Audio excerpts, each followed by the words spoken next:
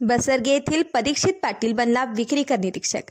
जिद्द, चिकाटी आणि सातत्य हे शब्द सत्यात उतरवून परीक्षित संभाजी पाटील याने जवळपास 10 वर्षे MPSC परीक्षेचा अभ्यास केला।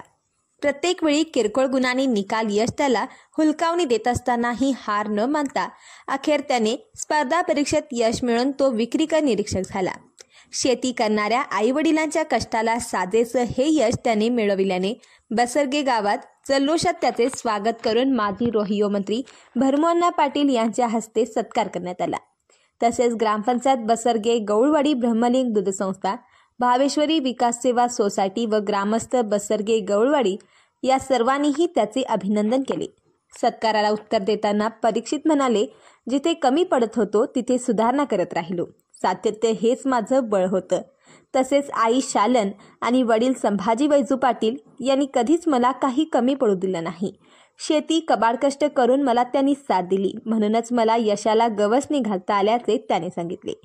तसेच शेती करणाऱ्या आईवडिलांच्या कष्टाला परीक्षेच्या यशाचे तोरण लागल्याने आमच्या गावासाठी ही अभिमानाची गोष्ट असून इतरांनी त्याच्याकडून प्रेरणा घ्यावी असे आवाहन माजी मंत्री पाटील यांनी केले।